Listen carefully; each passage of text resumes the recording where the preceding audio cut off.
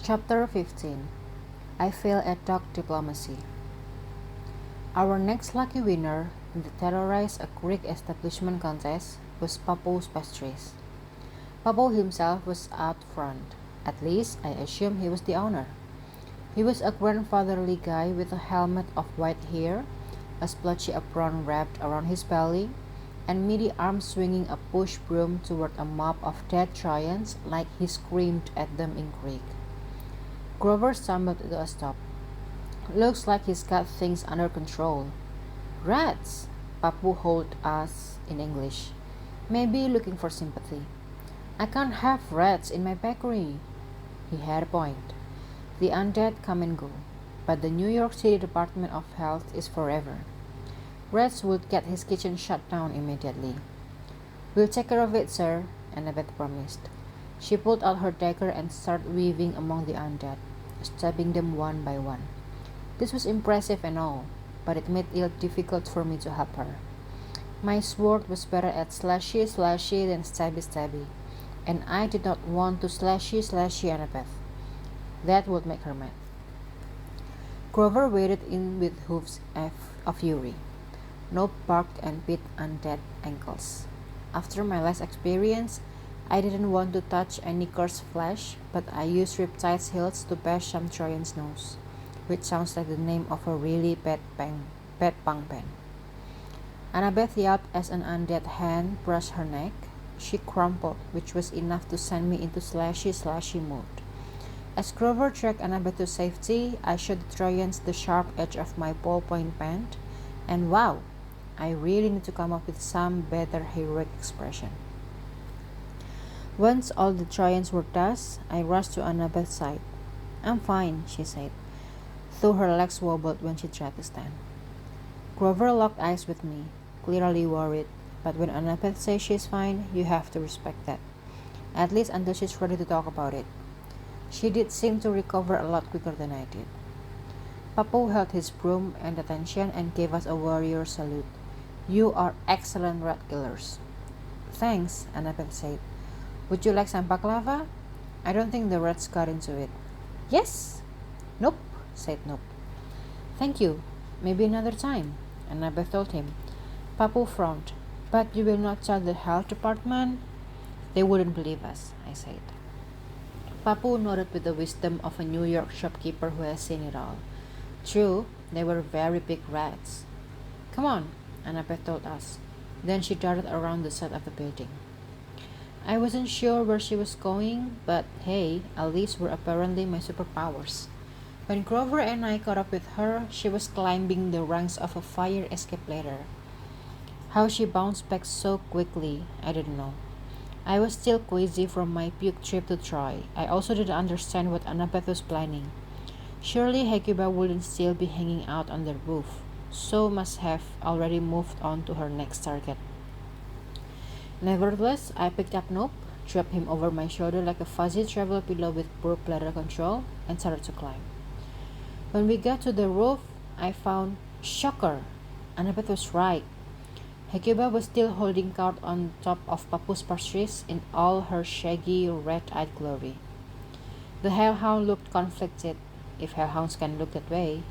She paced back and forth, alternately growling, whining, and pawing the roof as she sniffed the air. She smells Nope, I guess, shifting the pup into my arms. Etzal Souvlaki?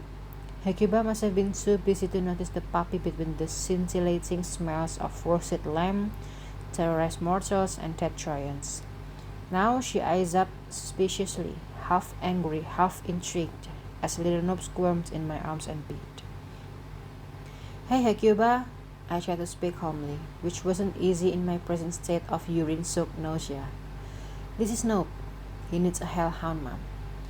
Nope whined and kicked at my stomach, making clear what he really needed was a quick exit.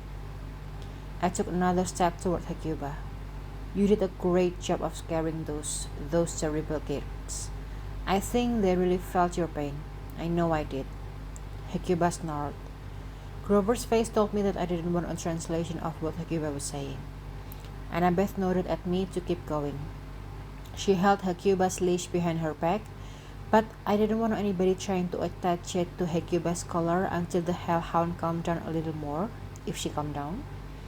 I tried to remember how I talked to Mrs. O'Leary. It seemed so natural with my own hellhound friend.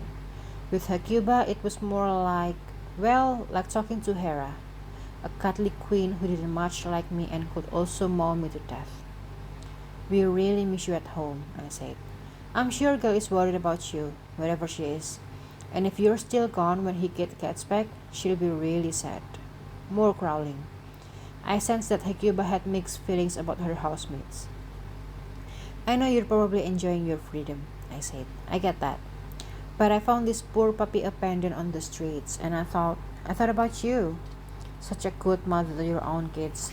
You suffered so much when they died. I thought you'd understand how to take care of this poor little guy. Nope whimpered. I imagined my pea-soaked pants were really helping to spread his scent around. Grover stepped next to me. He whispered to Nope in a few soft whines, most likely saying, "These big, bad, scary hellhounds will not kill you. Probably. She might adopt you." This would not have calmed me down, but it seemed to help Nope. He stopped struggling quite so much. Hecuba licked the air, then raised her snout as if to say, "Bring it here, it looks tasty." "I'll take him," Annabeth said. If anyone got bitten in half by Hecuba, I wanted it to be me, not Annabeth. But she didn't ask my opinion. She cradled the pup, while at the same time passing me Hecuba's leash on the down low. "When she's calm enough," she whispered. "Be cool about it." I said. Annabeth bounced Nope in her arms, cooing and calling him a good boy. Hecuba sniffed and growled, watching. "Annabeth's smart," Grover murmured. "She's modeling being a loving mom. That should make Hecuba jealous." "Is that a good thing?" I asked. "Watch," Grover said. Annabeth approached Hecuba and let her sniff the pup. Nope's butt? Check. Nope's face? Check. Drool, pee, earwax, everything appeared to be in order. Nope squirmed, careful not to meet Hecuba's eyes, but he seemed to be warming up to the big mama piece. "There now," Annabeth glanced back at me. "What good dogs." All right, that was my cue. Grover and I moved closer. For a moment, we all stood together like one big, happy, strange family. Maybe it was just an echo of my favorite dream, but I felt like my own grief was unknotting. A hellhound-sized lump of sadness that had been twisted in my chest was finally starting to loosen. I realized how much pain Hecuba had been holding on to over the centuries. She had only been able to express herself in growls, howls, and the occasional raising of the dead. Now maybe she could remember the good parts of being a mom, the joy of caring for somebody small and cute, a son. I caught a glance from Grover. He was beaming at me like, "See? Annabeth will make a great mom." Dude, I thought. One thing at a time. I'm still working on college applications. But I couldn't deny the feelings. It was nice to be gathered around the little Nope, protecting him and showing him love. Though I wasn't going to sniff his butt. Sorry, I have limits. Finally, Hecuba stuck her muzzle in Annabeth's face and pushed her back a step. The message seemed to be, "Back off, fake mom, I got this." "Okay, no problem," Annabeth said. I just let Percy. She handed Nope back to me, while giving me a look that said, "Now." I really don't know what she expected of me. Maybe hand-eye coordination? I guess I was supposed to take Nope with one hand while cleverly moving in to attach Hecuba's leash to her collar, or while making gentle cooing sounds and not letting on that I had an ulterior motive. She should have known better. I can't even chew gum and breathe underwater at the same time. Believe me, I tried. I ended up swallowing both the gum and the salt water. I cradled Nope in my left arm and found the end of the leash with my right hand. I managed to click it into place on Hecuba's collar, but I wasn't exactly subtle about it. I put just enough tug on Hecuba's collar that she lurched back, realizing what I'd done, and fixed me with those big red eyes. "Did you just—" "Everything's fine," Annabeth promised the dog.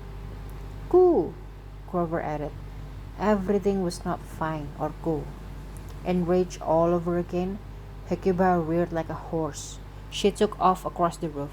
Unfortunately, the other end of her leash was wrapped around my wrist, so I got yanked along. desperately holding on to Nope.